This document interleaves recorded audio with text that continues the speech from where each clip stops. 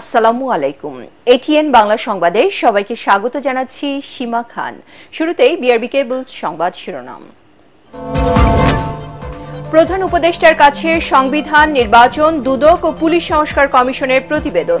নতুন বাংলাদেশের স্বপ্ন ধারণ করে প্রস্তাবনা বাস্তবায়নের আশা ডক্টর ইউনূসের। মতৈক্যের ভিত্তিতে সংস্কারসমূহ আইনে পরিণত হবে বললেন আসিফ নজরুল। ফেব্রুয়ারিতে রাজনৈতিক দলগুলোর সাথে আলোচনা, জানালেন রিজওয়ানা হাসান। মেয়াদ বাড়ল সব সংস্কার কমিশনের। জিয়া অরফানেজ ট্রাস্ট দুর্নীতি মামলায় খালেদা জিয়া, তারেক রহমান সহ সব আসামি খালাস। পুরো বিচার প্রক্রিয়ায় ছিল প্রতিহিংসামূলক, আপিল বিভাগের পর্যবেক্ষণ।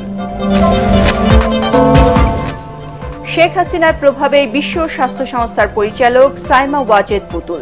তথ্য প্রমাণ দুদকের হাতে। টিউলিপ সহ পরিবারের 5 জনের বিরুদ্ধে দুর্নীতির অনুসন্ধান শুরু। এবং কিশোরগঞ্জে বৈষম্য বিরোধী ছাত্র আন্দোলনে হামলা ও সহিংসতার অভিযোগের সাবেক রাষ্ট্রপতি আব্দুল হামিদের বিরুদ্ধে প্রথম মামলা। আসামি আরও 123 জন। শুনছিলেন বিআরবি কেবলস সংবাদ শিরোনাম। এবারে আসছি বিস্তারিত সংবাদে। সংস্কার কমিশনের প্রতিবেদনের ভিত্তিতে তৈরি হবে নতুন বাংলাদেশ গড়ার সনদ। এমন মন্তব্য করে প্রধান উপদেষ্টা ডক্টর মোহাম্মদ ইউনূস বলেছেন, জাতির পুনরুত্থানের স্বপ্ন সঠিকভাবে ধারণ করতে পারাটাই সংস্কার প্রস্তাবের প্রধান বিবেচ্য বিষয়। দুপুরে 4 সংস্কার কমিশনের প্রতিবেদন গ্রহণ করে এসব কথা বলেন প্রধান উপদেষ্টা। নানা পক্ষের মতামতের ভিত্তিতে 3.5 মাস পর প্রতিবেদন জমা দিয়েছে সংবিধান, নির্বাচন, দুদক ও পুলিশ সংস্কার কমিশন। 4 সংস্কার কমিশনের প্রতিবেদনে সরকারের ক্ষমতা কাঠামো, সংসদের ধরন সহ বিভিন্ন ক্ষেত্রে বড় ধরনের পরিবর্তনের প্রস্তাবনা রয়েছে। বিস্তারিত জানাচ্ছেন ইকরামুল হক সাইম। অন্তর্বর্তী সরকারের প্রধান উপদেষ্টা অধ্যাপক ডক্টর মোহাম্মদ ইউনূসের কাছে প্রতিবেদন জমা দিয়েছেন 4 সংস্কার কমিশনের প্রধান। তেজগাঁয়ে প্রধান উপদেষ্টার কার্যালয়ে সকাল 11:30টার দিকে সদস্যদের নিয়ে এক এক করে প্রতিবেদন জমা দেন নির্বাচন কমিশন, দুর্নীতি দমন কমিশন, পুলিশ এবং সংবিধান সংস্কারে গঠিত কমিশনের প্রধানরা। এ সময় প্রধান উপদেষ্টা বলেন, যে স্বপ্ন নিয়ে ছাত্র জনতা গণ অভ্যুত্থানে অংশ নিয়েছে তার প্রতিফলন থাকতে হবে সংস্কার প্রস্তাবে।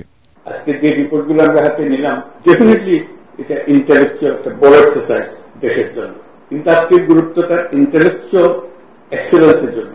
আমরা মানুষের মনোভাবকে, মানুষের স্বপ্নকে এর মধ্যে ধারণ করতে পেরেছি কিনা সেগুলোর মধ্যে। অংশীজনদের সাথে আলোচনা করে ঐক্যমতের ভিত্তিতে সংস্কার প্রস্তাব বাস্তবায়নের কথা জানান ডক্টর মোহাম্মদ ইউনূস। নিরপেক্ষ প্রতিষ্ঠার জন্য যেহেতু আপনারাই তাদের পক্ষ থেকে স্বপ্ন দেখেছেন, কিভাবে স্বপ্ন তাদের স্বপ্ন আপনাদের স্বপ্ন একাকার হয়ে যাবে, তার মাধ্যমে আমরা যেটা গঠন করতে চাচ্ছি, যেটা উদ্দেশ্য করলাম, এটা গণঅভ্যুত্থানের একটা চার্টার তৈরি হয়। ওই যে নতুন বাংলাদেশের চার্টার, সেই হবে চার্টার। সেই চার্টার মতৈক্যের ভিত্তিতে হবে, নির্বাচন হবে, সবকিছু হবে, কিন্তু চার্টার হয়ে যাবে। জাতীয় কমিটমেন্ট, এটা কোন দলীয় কমিটমেন্ট না। আমরা আশা করছি সব দল এই চার্টারে সাইন অন করবে। ওই যে বললাম ঐক্যমত, যেটা তখন এটা আমাদের বাংলাদেশ জাতি একটা সনদ, যে সনদ আমরা বুকে নিয়ে অগ্রসর হব। গত 5 আগস্ট রাজনৈতিক পট পরিবর্তনের পর রাষ্ট্র সংস্কারের দাবি ক্রমশ জোরালো হলে বিভিন্ন বিষয়ে সংস্কার কমিশন গঠন করেন প্রধান উপদেষ্টা। আমাদের পদ্ধতির পরিবর্তন দরকার, আমাদের প্রতিষ্ঠানের পরিবর্তন দরকার, আইনি কাঠামোতে পরিবর্তন দরকার। নির্বাচন কমিশনের ব্যাপারে সবচেয়ে গুরুত্বপূর্ণ সুপারিশ নির্বাচন কমিশনের কে স্বাধীনভাবে কাজ করতে দেওয়া, তাদেরকে আরো শক্তিশালী করা এবং তাদের একই সাথে তারা যাতে অতীতের মতো যে নির্বাচন কমিশন আমাদের নির্বাচন ব্যবস্থাকে ধ্বংস করে দিয়েছে, পক্ষপাত দুষ্ট আচরণ করেছে, সেই রকম ব্যবস্থা যাতে সৃষ্টি না হয়। সংসদ সদস্যরাই তাদের দলের নেতা নেত্রীদেরকে এক ধরনের জবাবদিহিতার মধ্যে আনতে পারে, কারণ তারা তো প্রতিনিধি, মানুষ তো তাদের পাঠিয়েছে এই কারণেই। সেটা যদি আমরা করতে পারি তাহলে একটা ছোট আকারের উচ্চকক্ষ, পৃথিবীতে সর্বত্রই তাই, উচ্চকক্ষ ছোটই হয়। ধরুন যদি নিম্নকক্ষ 400 জনের হয়, তাহলে ধরুন 100 জনের একটা হতে পারে, এরকম একটা বিবেচনা আছে। তো সেখানেও আবার বিভিন্ন রকম প্রতিনিধিত্ব নিশ্চিত করতে হবে, একটা পথ পদ্ধতি তৈরি করতে হবে যাতে সকলে অংশগ্রহণ করতে পারে। 3 মাসের বেশি সময় ধরে সাধারণ নাগরিক, রাজনৈতিক দল ও অন্যান্য অংশীজনদের কাছ থেকে মতামত সংগ্রহ করে কমিশনগুলো। ইকরামুল হক সায়েম, এটিএন বাংলা, ঢাকা। আগামী নির্বাচনের আগে জুলাই গণহত্যার বিচার কাজ সম্পন্ন হবে বলে জানিয়েছেন আইন উপদেষ্টা ডক্টর আসিফ নজরুল। রাজধানীতে এক ব্রিফিংয়ে তিনি আরও বলেন, রাজনৈতিক মতৈক্যের ভিত্তিতে সংস্কার হবে এবং তা পরবর্তী সময়ে আইন করা হবে। এ সময় উপদেষ্টা সৈয়দা রিজওয়ানা হাসান বলেন, 1 মাসের মধ্যে সংস্কারের রোডম্যাপ আর ফেব্রুয়ারির মাঝামাঝি রাজনৈতিক দলগুলোর সাথে আলোচনায় বসবে অন্তর্বর্তী সরকার। এ সময় সব সংস্কার কমিশনের মেয়াদ আরও 1 মাস বাড়ানো হয়েছে বলে জানানো হয়। আরো জানাচ্ছেন ইয়াসিন রানা। প্রধান উপদেষ্টার কাছে প্রতিবেদন জমা দিয়েছে 4টি সংস্কার কমিশন। এ বিষয়ে জানাতে রাজধানীর ফরেন সার্ভিস একাডেমিতে ব্রিফিং করে প্রেস উইং। এ সময় পরিবেশ উপদেষ্টা সৈয়দা রেজওয়ানা হাসান বলেন, সব সংস্কার কমিশনগুলোর মেয়াদ আরও 1 মাস বাড়ানো হয়েছে। আর সংস্কার ইস্যুতে আগামী মাসেই রাজনৈতিক দলগুলোর সাথেও বসবেন তারা। একদিকে যেমন রাজনৈতিক দলগুলোরও কিছু দাবি আছে, অন্যদিকে জনগণেরও কিছু দাবি আছে। কোনগুলো নিয়ে আমরা তাৎক্ষণিকভাবে কাজ শুরু করব, রোড ম্যাপটা কি হবে, এইটা এই 1 মাসের মধ্যে আমরা একটা রোড ম্যাপ আপনাদেরকে দিতে সক্ষম হব বলে আমরা মনে করি। আনুষ্ঠানিক আলোচনাটা আমার ধারণা কমিশন প্রধানরা যখন একটা পর্যায়ে চলে আসবে, ফেব্রুয়ারি মাঝামাঝি জায়গায় আনুষ্ঠানিকভাবে শুরু করে দেওয়া হবে। সবার ঐকমত্যের ভিত্তিতে হওয়া সংস্কার প্রস্তাবগুলো নিয়ে আইন করার কথাও জানান উপদেষ্টারা। যখন পলিটিক্যাল কনসেনসাস চলে আসবে, আমরা আশা করি পলিটিক্যাল কনসেনসাস আসবে, তখন আর লেজিটিমেসি না থাকার কোনো প্রশ্ন থাকছে না। রাজনৈতিক দলের সাথে মতৈক্যের ভিত্তিতে যেই সংস্কার প্রস্তাবগুলোর ব্যাপারে ঐক্যমত হবে, সেইগুলির বিষয়ে আমরা আইন ও নীতি প্রণয়ন করব এবং বাস্তবায়নের চেষ্টা করব। জুলাই গণহত্যার বিচারে সরকার সর্বোচ্চ অগ্রাধিকার দিচ্ছে এবং মার্চ থেকে শুনানি শুরু হবে বলেও জানান আইন উপদেষ্টা। আপনাদের নিশ্চিতভাবে বলতে চাই, বিচারের কার্যক্রম অত্যন্ত সাবলীলভাবে চলছে। যেই গতিতে এই মামলার তদন্ত কাজ এগোচ্ছে, সম্ভবত আপনারা আশা করছি মার্চ থেকে শুনানি শুরু হয়েছে এটা দেখতে পারবেন। আমরা যে গতিতে এগোচ্ছি, ইনশাআল্লাহ সামনে নির্বাচনের আগে আমরা অন্তত ট্রায়াল কোর্টে বিচার কাজ সম্পন্ন করতে পারবো।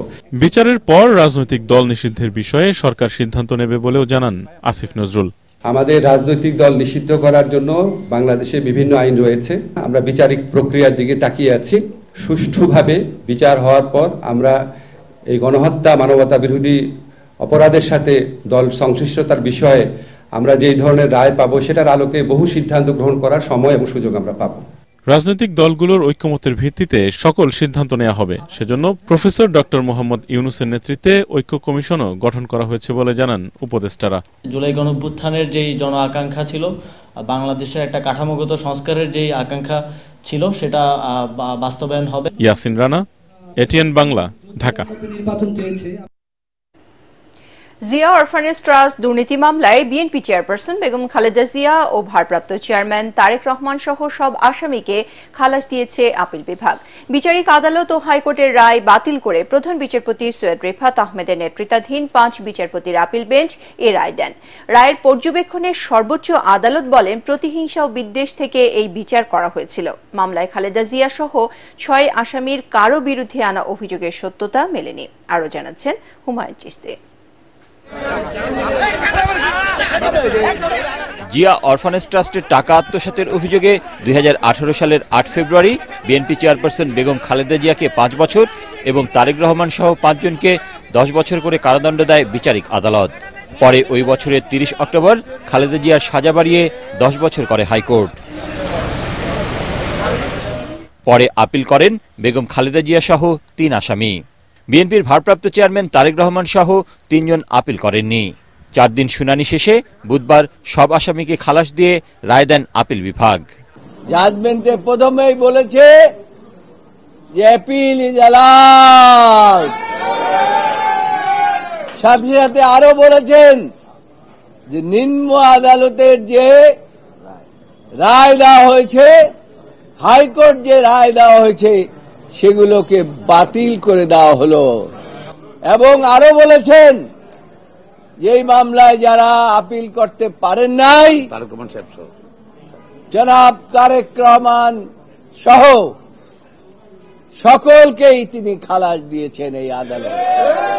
রায়ের পর্যবেক্ষণে আপিল বিভাগ বলেন, রায়টি সর্বসম্মত সিদ্ধান্তে দেয়া হচ্ছে। খালেদা জিয়া ও তারেক রহমান সহ সব আসামি নিরপরাধ।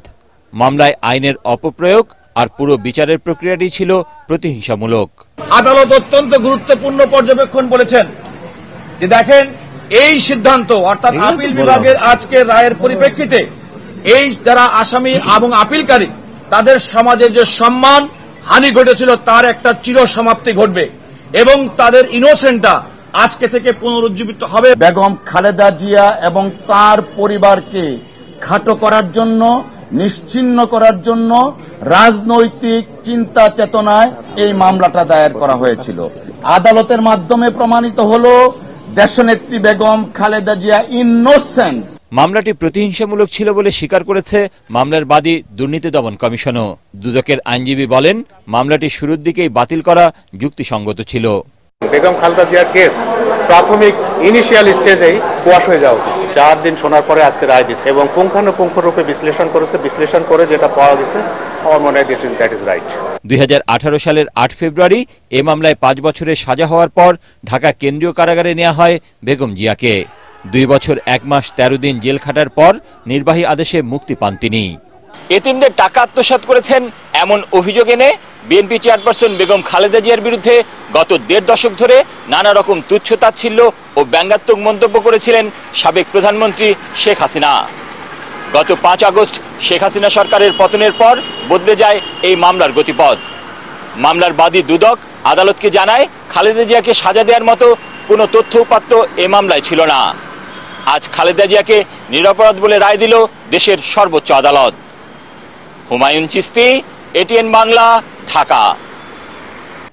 সাবেক প্রধানমন্ত্রী শেখ হাসিনা প্রভাব খাটিয়ে তার মেয়ে সাইমা ওয়াজেদ পুতুলকে বিশ্ব স্বাস্থ্য সংস্থার আঞ্চলিক পরিচালক বানিয়েছেন বলে তথ্য পেয়েছে দুদক। এই অভিযোগে তার বিরুদ্ধে অনুসন্ধান শুরু করেছে কমিশন। আর অবৈধ সম্পদের অভিযোগে সদ্য পদ হারানো ব্রিটিশ এমপি টিউলিপ সিদ্দিক, তার বোন, চাচা সহ পরিবারের 5 জনের বিরুদ্ধেও অনুসন্ধান শুরু করেছে দুদক। এছাড়া অর্থ পাচারের অভিযোগে মামলা হয়েছে সাবেক এমপি শামীম ওসমান ও জাহাঙ্গীর কবির নানকের পরিবারের বিরুদ্ধে। রিপোর্টে জানাচ্ছেন মাহবুব কবির চপল। 2023 সালের 1 জানুয়ারি বিশ্ব স্বাস্থ্য সংস্থার দক্ষিণ পূর্ব এশিয়ার পরিচালক নির্বাচিত হন সাবেক প্রধানমন্ত্রী শেখ হাসিনার মেয়ে সাইমা ওয়াজেদ পুতুল। তিনি পান 8 ভোট আর তার নিকটতম প্রতিদ্বন্দ্বী নেপালের শম্ভু আচার্য পান 2 ভোট।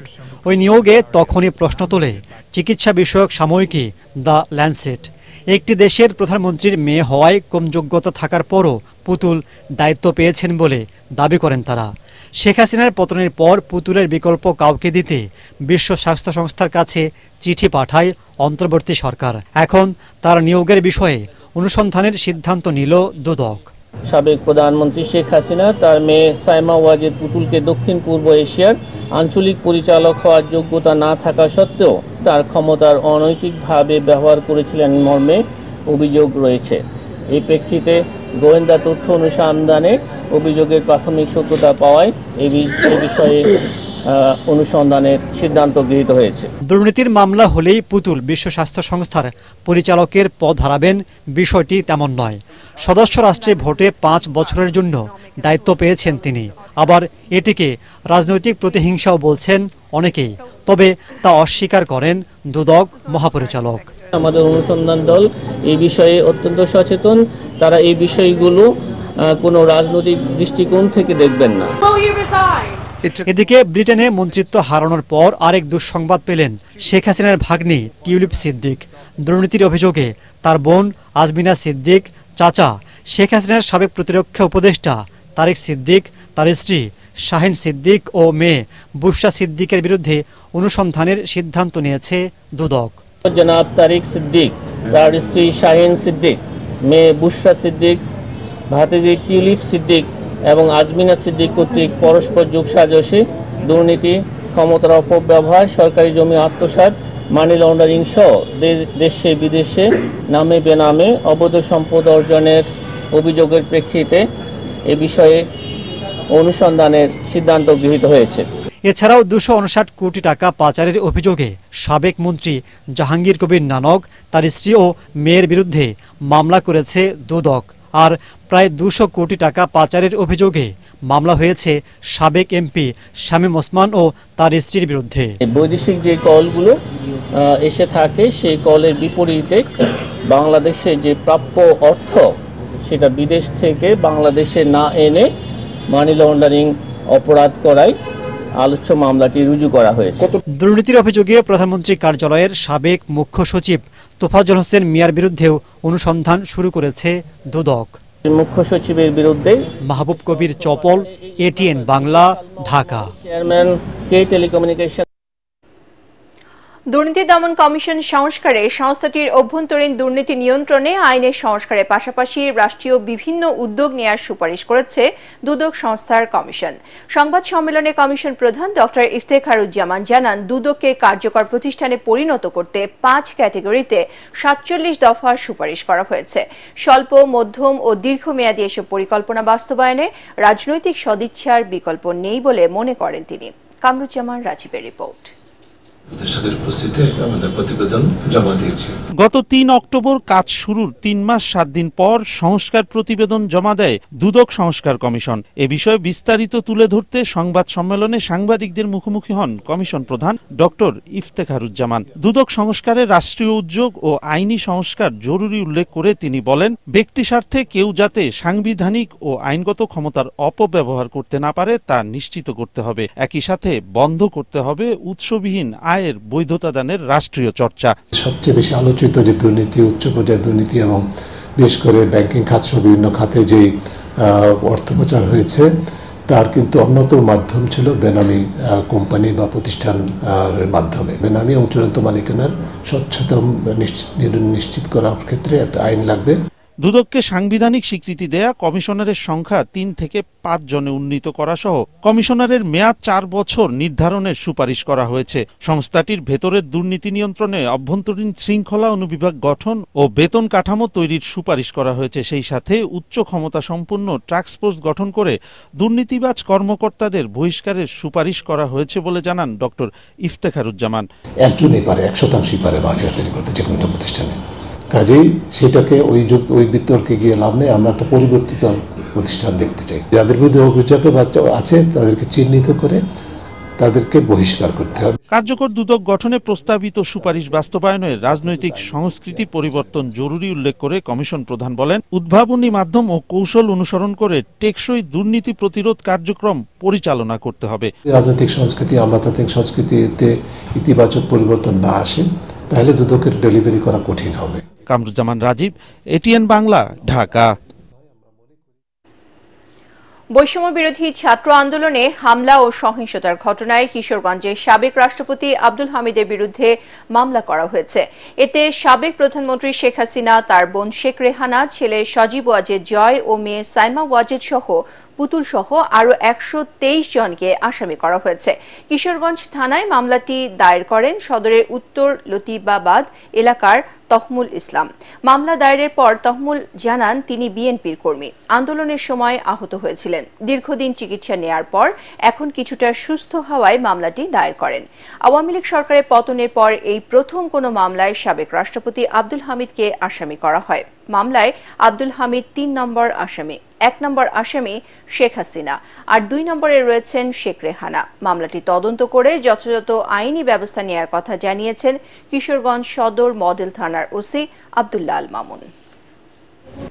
তৈমুল ইসলাম যে 4 আগস্ট আহত হয়, আহত হওয়ার প্রেক্ষিতে সে গত 14 তারিখে 14/1/2025 তারিখে একটি এজাহার দায় করে, এজাহার দায় করার পরে একটি নিয়মিত মামলা রুজু হয়। মামলাটি তদন্তাধীন। আদিবাসী শব্দ নিয়ে বিরোধের জেরে রাজধানী মতিঝিলে জাতীয় শিক্ষাক্রম ও পাঠ্যপুস্তক বোর্ডে এনসিটিবির সামনে শিক্ষার্থীদের দুপক্ষের সংঘর্ষ ঘটেছে। দুপুরে ঢাকা বিশ্ববিদ্যালয়ের শিক্ষার্থীদের সংগঠন স্টুডেন্ট ফর সভারেন্টি ও সংঘবদ্ধ আদিবাসী ছাত্র জনতার মধ্যে এই সংঘর্ষের ঘটনা ঘটে।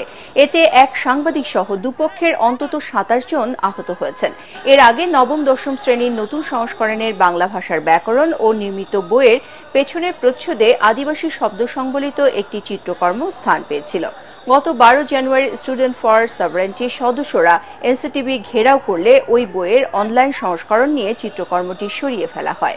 প্রতিবাদে দুপুরে পাঠ্যপুস্তক ভবন ঘেরাওয়ের ঘোষণা দেয় আদিবাসী শিক্ষার্থীদের একটি সংগঠন। এ কর্মসূচির সময় দুপক্ষের মধ্যে সংঘর্ষ বেঁধে যায়।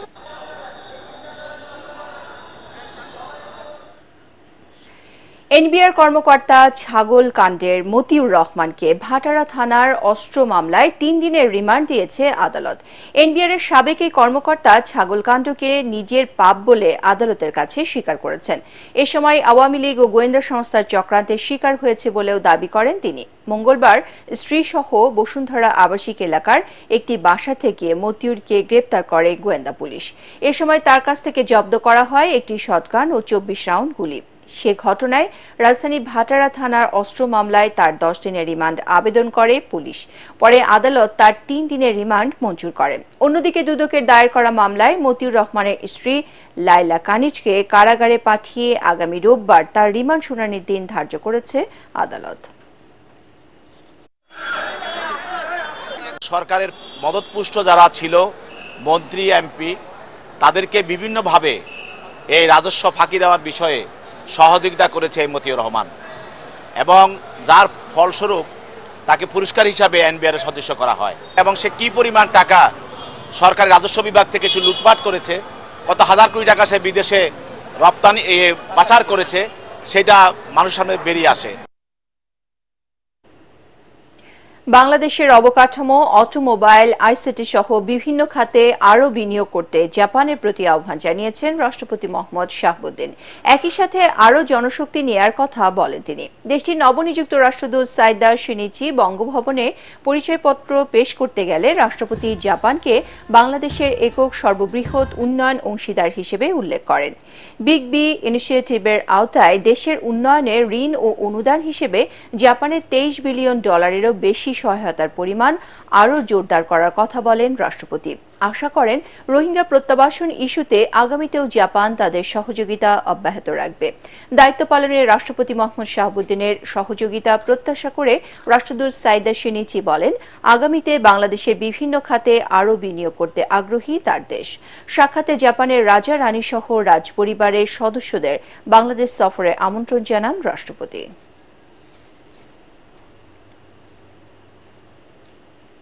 লন্ডনের হাসপাতালে চিকিৎসাধীন বিএনপি চেয়ারপারসন বেগম খালেদা জিয়ার স্বাস্থ্য পরীক্ষা শেষ হলে চিকিৎসা পরবর্তী ধাপ শুরু হবে।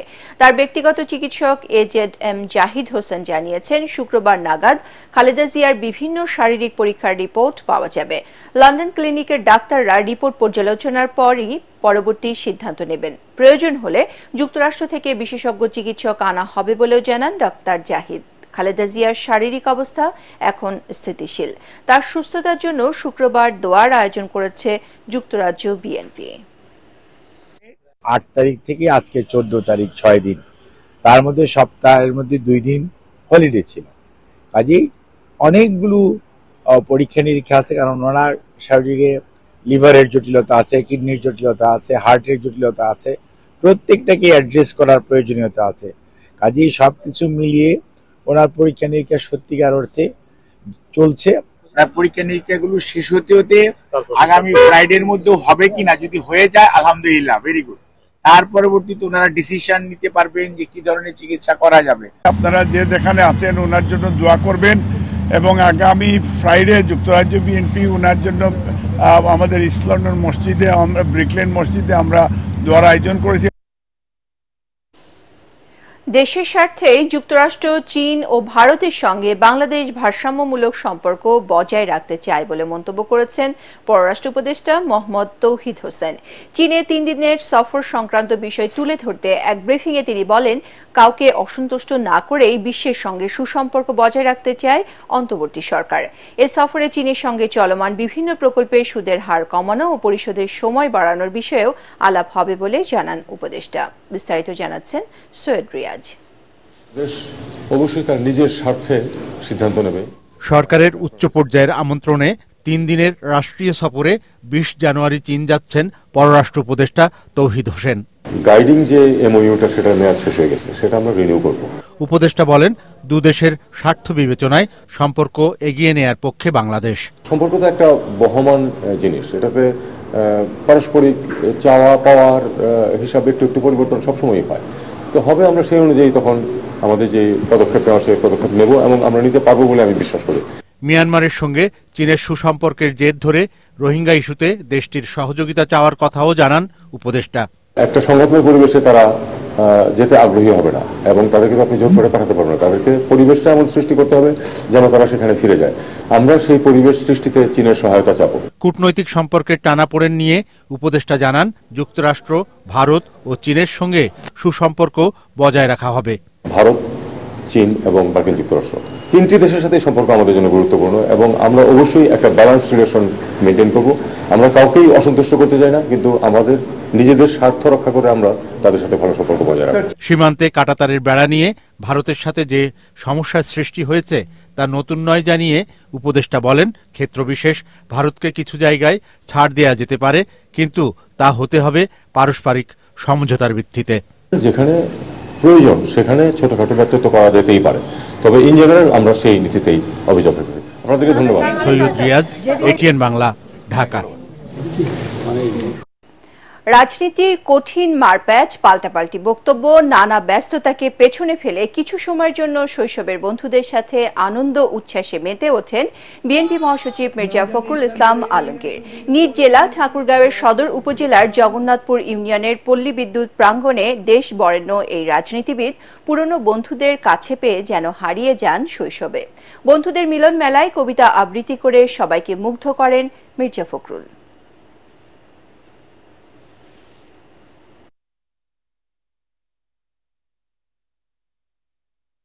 আজি এক প্রভাতে রবির কর, কেমনে পশিল প্রাণের পর, কেমনে পশিল গুহার আধারে প্রভাত পাখির গান। না জানি কেন রে এতদিন পরে জাগিয়া উঠিল প্রাণ, জাগিয়া উঠিছে প্রাণ, উঠিছে বাড়ি, প্রাণের বেদনা প্রাণের আবেগ লুঠিয়া রাখিতে নারী। বাংলাদেশের অর্থনীতির মেরুদণ্ড কৃষি খাতে মোট শ্রমশক্তি প্রায় 41% নিয়োজিত। তাই টেকসই কৃষি উন্নয়নে সবাইকে এগিয়ে আসা তাগিদ দিয়েছেন স্বরাষ্ট্র ও কৃষি উপদেষ্টা অবসরপ্রাপ্ত লেফটেন্যান্ট জেনারেল জাহাঙ্গীর আলম চৌধুরী। রাজধানী কৃষিবিদ ইনস্টিটিউশন মিলনায়তনে 43তম বিসিএস কৃষি ক্যাডারের নতুন নিয়োগপ্রাপ্ত কর্মকর্তাদের উদ্দেশ্যে প্রধান অতিথির বক্তৃতায় এসব কথা বলেন তিনি আশা প্রকাশ করে বলেন, মেধা, উৎসাহ এবং সেবার মনোভাব নিয়ে নতুন কর্মকর্তারা এ খাতকে আরও এগিয়ে নিয়ে যাবে।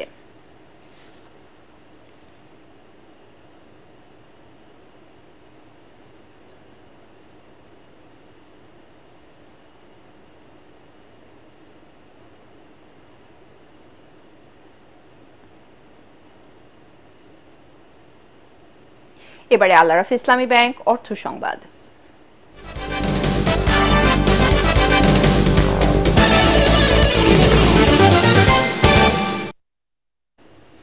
উইনিং টুগেদার স্লোগানে অনুষ্ঠিত হল দেশের অন্যতম ইলেকট্রনিক্স ব্র্যান্ড মার্সেলের ডিস্ট্রিবিউটর সামিট 2025। গাজীপুরে চন্দ্রায় মার্সেল হেডকোয়ার্টার্সে এর উদ্বোধন করেন প্রতিষ্ঠানটির চেয়ারম্যান এস.এম. শামসুল আলম ও ব্যবস্থাপনা পরিচালক এস.এম. মাহবুবুল আলম।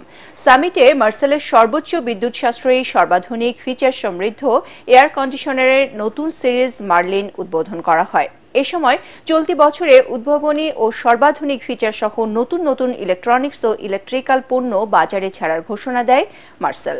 এ সময় মার্সেল পণ্য বিক্রয়ে আগের মতোই প্রবৃদ্ধির ধারাবাহিকতা বজায় রাখার প্রত্যয় ব্যক্ত করেন ডিস্ট্রিবিউটররা।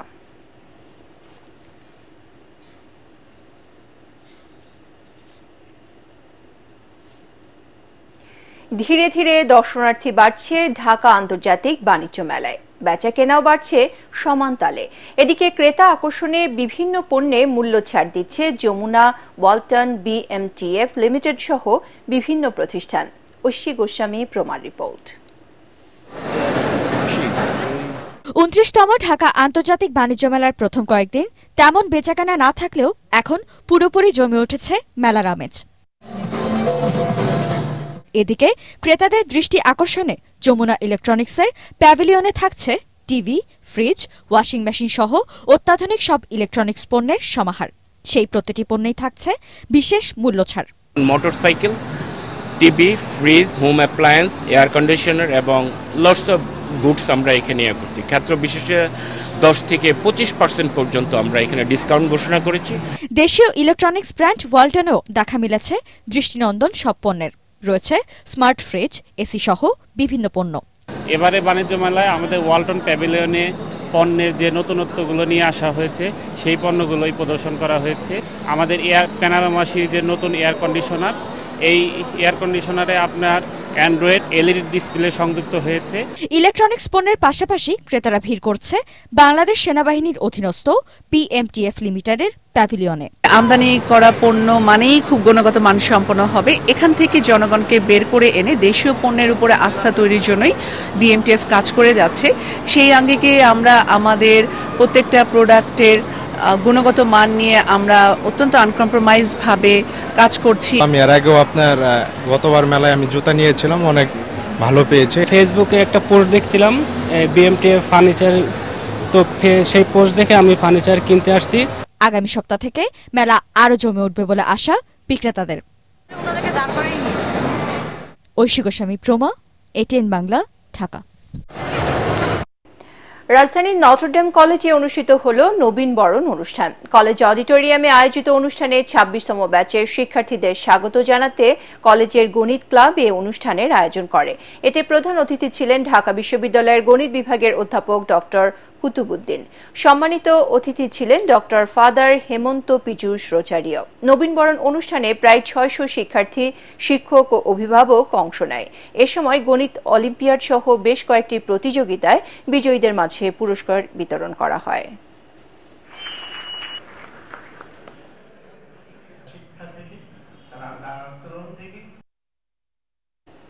এখন পার্টেক্স খেলার খবর।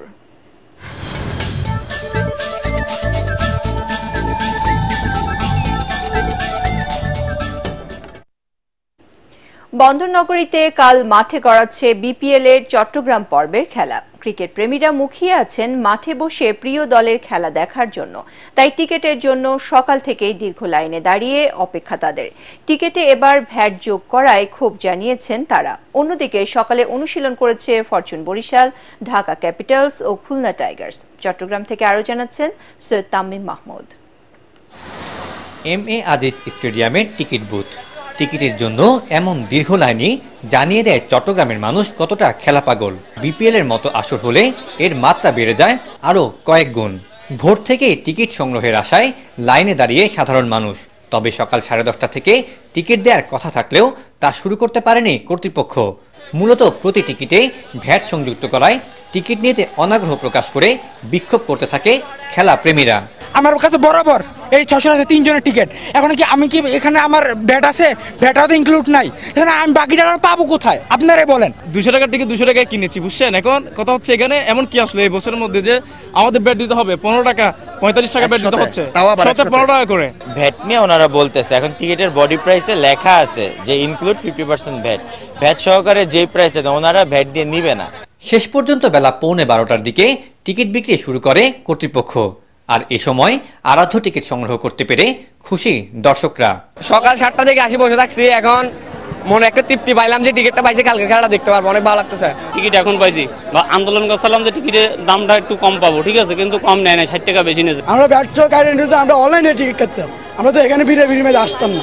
এদিকে গেলবারের চ্যাম্পিয়ন ফরচুন বরিশাল চায় এবারও শিরোপা ধরে রাখতে, আর তাই অনুশীলনে বেশ সিরিয়াস তামিম রিয়াদরা।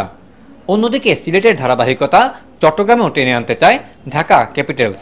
ডেথ ওভারটাই আমাদের নিয়ে চিন্তিত, মানে পেস বোলিং বা বোলিং ইউনিটটা, এই জায়গাটা নিয়ে আমরা কাজ করছি।